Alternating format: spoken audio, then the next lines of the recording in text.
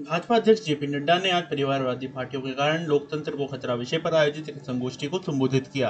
इस अवसर पर बोलते हुए उन्होंने स्वस्थ लोकतंत्र के लिए इस विषय पर हो रही चर्चा को महत्वपूर्ण बताया। साथ ही प्रजातांत्रिक व्यवस्था में राजनीतिक पार्टियों के महत्व पर भी चर्चा की। मेरा ये सौभाग्य है कि मुझे आज इस गोष्ठी में आने का मौका मिला है और आप सब लोग सारे दिन बैठ कर के इस विषय पर चर्चा करने वाले हैं। सबसे पहले तो मैं रामभाऊ मालवीय प्रबोधिनी के जिसका ये लक्ष्य रहा है कि वह सामाजिक राजनीतिक परिस्थितियों से उपजे हुए विषयों को समय समय पर समाज के बीच में चर्चा के लिए लाती रही है। 1982 से एक लंबा कार्य आपने रिसर्च में, ट्रेनिंग में और ट्रेनिंग के साथ साथ किस तरीके से विषयों को एक धार दिया जा सके, पैनापन किया जा सके, इसमें एक बहुत बड़ा कंट्रीब्यूशन रामभाऊ मालवीय प्रबोधिनी का रहा है।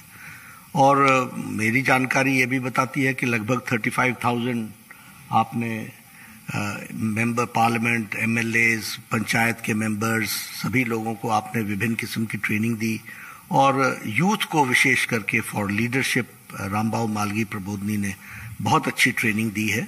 तो ऐसे प्रबोधिनी को मैं सबसे पहले तो साधुवाद देता हूं कि आपके कार्य के माध्यम से आज हम सब लोग यहाँ उपस्थित भी हैं और आपने सभी विषयों को जो आगे बढ़ाने का कार्य किया है उसमें एक बहुत विशेष योगदान आपका रहा है।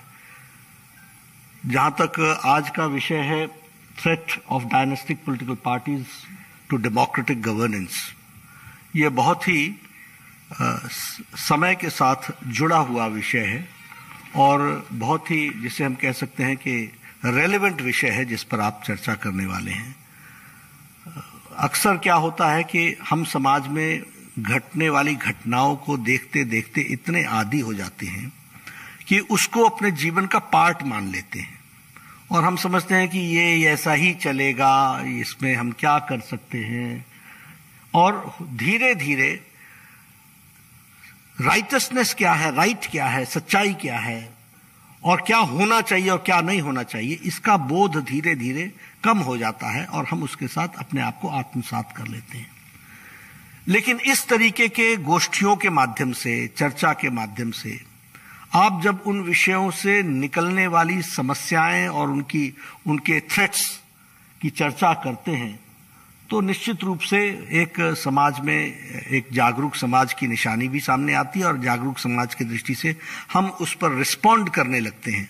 तो इसलिए सब्जेक्ट सिलेक्शन के लिए भी मैं रामभाऊ मालवीय को और विशेष करके विनय जी को बधाई देना चाहता हूं कि उन्होंने एक बहुत ही सामयिक विषय पर चर्चा करने का प्रारंभ किया है। और मुझे खुशी है कि इसमें हमारे देवेंद्र फडणवीस जी भी पार्टिसिपेट करेंगे, आरसीपी सिंह जी पार्टिसिपेट करेंगे, थम्बी दुराई जी पार्टिसिपेट करेंगे, हमारे वैश्य साहब पार्टिसिपेट करेंगे, महेश जेठमलानी जी पार्टिसिपेट करेंगे, रंगनाथन जी होंगे, देश दीपक जी होंगे, साई दीपक जी होंगे। यानी आपने सभी वॉक्स ऑफ लाइफ से और सभी पॉलिटिकल पार्टीज के दृष्टि से काम करने वाले लोगों को और विशेष करके जो जागरूक लोग हैं, इंटेलेक्चुअल हैं, उनको आपने इसमें जोड़ा है। तो एक तरीके से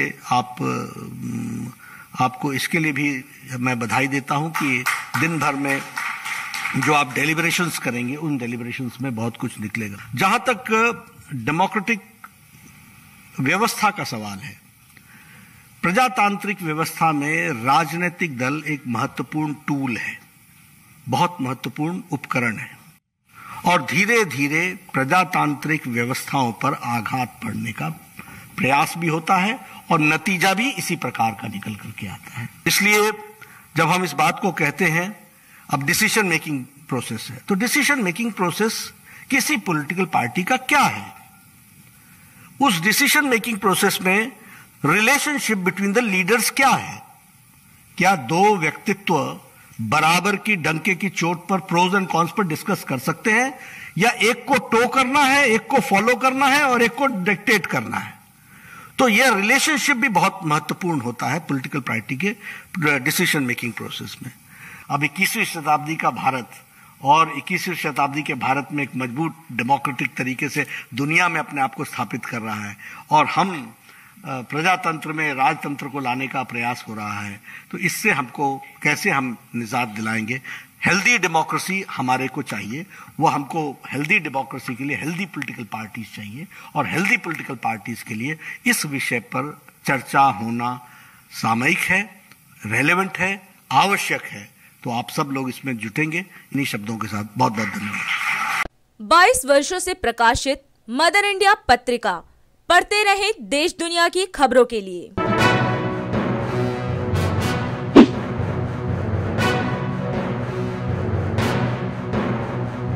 26वें वर्ष में आपके लोकप्रिय समाचार पत्र इंडिया दर्पण का प्रवेश। आप देखते रहें अपने क्षेत्र की खबरें।